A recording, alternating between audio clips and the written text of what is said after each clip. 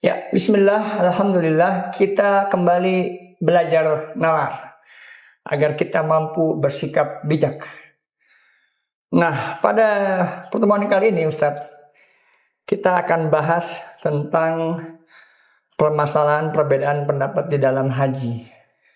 Ya, saya pernah sampaikan dulu dalam kajian, kalau orang ingin tahu pentingnya ya atau manfaatnya perbedaan ulama itu ada di dalam haji. Bahkan para ulama menyampaikan babur rukhsah wa taisir aksaruha fil hajj. Masya Allah. Ya, keringanan-keringanan dalam syariat itu paling banyak di haji. Masya Allah. Ya, dan saya juga akan buka dengan ucapan Al-Imam As-Sawri bahwasanya innamal ilmu indana arqsatu min siqatin. Ya, bahwasanya ilmu di sisi kami adalah yang para ulama siqah memberikan keringanan kepada umat. Ya, fa amma tasdid adapun saklek keras ya fa yuhsinuhu kullu ahadin maka semua orang juga bisa. Nah, poin yang pertama Ustadz mungkin kita bahas nanti dari ihram sampai tahallul nih. Kita ambil contoh-contohnya ya. Masya Allah. Misal ya yang sering kita lihat adalah jamaah haji Indonesia tuh berihram ya di Jeddah. Ini mungkin ya sebagian akan mengatakan tidak sah ya atau tidak sunnah ya. Tapi sekedar pengetahuan saja bahwasanya mereka bukan tanpa pendapat. Ya, artinya mereka juga memiliki pendapat, diantaranya adalah ya dari An-Nakhai wa Hasan al-Basri ya annahu maqala al-ihramu minal miqati ghairu wajib. Ya, bahwasanya kedua imam ini ya bahkan mereka adalah generasi yang luar biasa ya, yang mana masih dekat kemurnian agama pada waktu itu mengatakan ya ihram dari miqat adalah tidak wajib. Tidak wajib. Ya, artinya dia bisa tuh di Jeddah. Ya, walaupun ya ini berselisih dengan 4 imam yang ittifaq ya bersepakat bahwasanya jika melewati miqat dia mesti kembali ke miqat. Gimana menurut antum Ustaz? Ya, kalau seperti yang antum sampaikan tadi, ya a'immatul mazahib al-arba'ah itu kan memang sepakat mengatakan tidak boleh melewati miqat tanpa ihram. Ya. Kalau sampai melewati miqat tanpa ihram maka yalzamuhul aud. Harus kembali. Ya. Harus kembali. Nah, sekarang ya apakah Jeddah itu bisa untuk dijadikan miqat? Ya. Itu ternyata di fatwa MUI itu bisa mudir. Jeddah itu jadi miqat dan ini juga disampaikan dalam kitab I'anatul Talibin. Ya, dinukilkan dari Ibnu Hajar Al-Haytami bahwasanya Jeddah itu bisa jadi miqat karena terpenuhi kriterianya. Itu udah sampai 2 marhalah. Nah, maka ini kan menjadi sebuah solusi. Selain tadi nukilan dari Al-Hasan Al-Basri, Al-Imam An-Nahawi tidak wajibnya ihram dari miqat. Nah, sekarang kita ambil sisi yang mengatakan harus dari miqat. Jeddah itu bisa jadi miqat. Ya, berdasarkan fatwa-fatwa ulama ini. Ini sangat memudahkan betul. Ya, dinu yusrun. Dinu yusrun betul. Karena yang namanya di pesawat, yang namanya kondisi di pesawat itu kan berbeda ya dengan kita umroh dengan haji yang mana satu pesawat itu full. Ya, haji ya anggaplah 420 penumpang, kemudian setengahnya laki-laki bergerak untuk melakukan sebuah pergerakan gantikan ihram, yang kemudian mentalkinkan. Sementara ada kondisi yang mungkin sulit ketika turbulence mungkin ya sehingga atau pergerakan itu membutuhkan waktu ya yang lama ya sehingga miqat itu hanya lewat saja sebenarnya ya. Gitu. Nah, itu dari ihram Ustaz. Dari yang lain mungkin tentang 2 rakaat tawaf mudir. Ini juga menarik nih. Ya bahwasanya perbedaan itu bukan hanya di afdholiyat saja ternyata. Bahkan ya afdholiyat seperti misalnya yang berihram dari mindarihi atau dari mikot itu kan juga ada permasalahan khilaf afdoliyat ya. Ternyata yang lebih menarik lagi adalah sampai ada perbedaan antara wajib dengan sunnah di dalam tadi yang antum sampaikan di dalam masalah sholat 2 rakaat setelah tawaf. Ya, itu hukumnya wajibatani bagi Imam Abu Hanifah dan kauli Syafi'i. Ada kaul ya, ada kauli Syafi'i. Nah, berarti kalau ditinggalkan konsekuensinya Bayar dam. bayar dam, Iya, dosa betul. bayar dam. Iya, Masya Allah. Itu karena wajib tadi. Sementara pendapat Imam Malik dan Imam Ahmad itu adalah sunnatani, ya sunnah.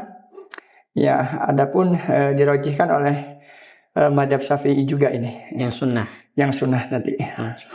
Nah, yang lebih menarik lagi Ustaz, bahkan rukun dengan wajib di dalam sa'i contohnya. Ya, sa'i di dalam madhab Malik dan Syafi'i itu hukumnya adalah rukun. Tidak boleh ditinggalkan. Tidak boleh ditinggalkan. Ya, sementara dalam sementara Imam Abu Hanifah mengatakan wajibun. Wajib. Kalau Wajib. ditinggalkan cukup bayar dam. Ya, yujbaru bidam, cukup bayar dengan dam, Masya Allah. Nah, Imam Ahmad ada 2 riwayat nih. Ada yang wajib, ada yang mustahab. Nah, Masya Allah ya. Ini bisa mungkin jadi solusi ya Mudir ya. Ya. Orang kalau datang haji sakit gitu kan. Sakit sampai sono cuman bisa wukuf doang. Iya. Masuk rumah sakit Betul. enggak mungkin buat tawaf, enggak mungkin buat sa'i gitu kan. Iya. Bisakah dia mengambil pendapat yang katakan mustahab atau paling tidak mengambil yang mengatakan wajib bayar dam? Iya. Bisa jadi solusi. Betul. Untuk mereka-mereka yang memang kondisinya tidak memungkinkan. Betul, Masya Allah ya. Jadi kalau kita mau keras-kerasan, pokoknya harus sesuai dengan tata cara Nabi. Ya, persis seperti apa yang dilakukan oleh Nabi. Ya, semisalnya kita ambil contoh Yaumun Nahar ya. Ya. Nah, amalan yang dilakukan Yaumun Nahar itu kan ada 4. Ya, pertama melempar jumrah. Ya, kemudian kedua zabah. Ya. Kemudian yang ketiga halak, cukur. Baru Tawaf. yang keempat tawaf ifadah. Masya Allah. Ini urutan Nabi lakukan ya? Ya, urutan yang dilakukan oleh Nabi. Ya. Nah, sekarang itu kan susah untuk melakukan urutan itu, Mudir. Ya. Bareng-bareng semuanya jumlah Aqabah. Nggak cukup tuh kayaknya tuh. 2 juta orang melaksanakan bareng ya. Atau bersamaan. Ya. Atau tawaf 2 juta orang dalam satu lingkaran Masjidil Haram. Nggak cukup. Wah, kayaknya nggak mungkin tuh. Ya. Akhirnya dijadwalkan, Mudir. Betul. Yang gilirannya tawaf dia tawaf, yang tidak tawaf dijadwalkan untuk lempar jumrah, betul. Terpisah akhirnya. Di KBIH dan travel melakukan sebuah agenda yang terpisah. Dan ternyata itu rukhsah dari Nabi sendiri sebenarnya. Masya Allah. Ya, ketika ada seorang sahabat menyampaikan, wahai Rasulullah, saya menyembelih sebelum halak. Yang lain mengatakan saya tawaf sebelum lempar jumrah. Kata Nabi, if'al wala haraj. Lakukan dan tidak ada hal yang perlu memberatkan kalian. Masalah. Ini isyarat dari Nabi tentang rukhsah dalam haji ini banyak. Banyak sekali. Makanya tadi kebanyakan rukhsah itu ada dalam bab haji karena betul-betul kondisi itu akan berubah-ubah di setiap waktu dan zaman kan. Betul. Artinya kalau label dibimbing sesuai sunnah, haji sesuai sunnah itu ya kita mesti pertanyakan ulang itu. Maksudnya apakah semua sunnahnya dikerjakan? Ini juga pertanyaan apa iya. Ya, sementara yakin bisa. Contoh sunnah Saudi sebelum masuk kota Mekah, Nabi melakukan sebuah mukim dan mandi di bukit Zitua. Sementara ketika sampai di Mekah datangnya dari A'la. Ini 2 hadis jelas ini dalam Bulughul Maram. Keluarnya dari aspal. Apa iya ada agenda travel seperti itu di itinerary-nya? Sulit. Saya nggak yakin ya. Artinya kan bagaimana tanpa rukhsah dan pilihan pendapat yang banyak ini menjadi sebuah kemudahan. Nah, itu kan yang pertama saja. Nah, kemudian apakah sunnah diartikan percis seperti Nabi lakukan? Nah, itu akan semakin sulit lagi kalau dalam artian itu ya. Untuk bab haji ini akan semakin sulit pastinya. Iya. Apalagi ya segala kondisi yang ada ya. Masya Allah. Makanya khilaf para ulama ini menjadi sebuah solusi yang mendatangkan kemudahan.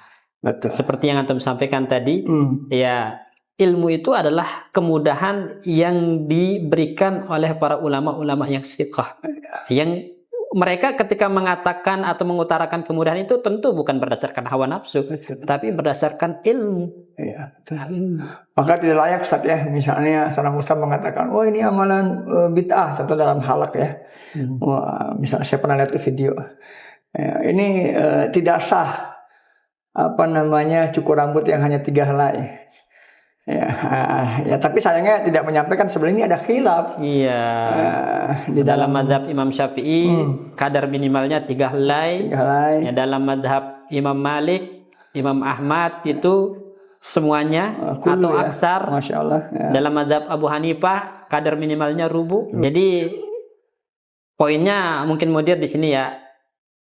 Jangan sampai kita terlalu memaksakan, memberatkan. Padahal agama ini datang untuk memudahkan. Masya Allah. Kemudian yang kedua, jangan sampai kita suka menyalah-nyalahkan. Ya, padahal di situ ada qaul ulama yang thiqah. Iya, Masya Allah ya.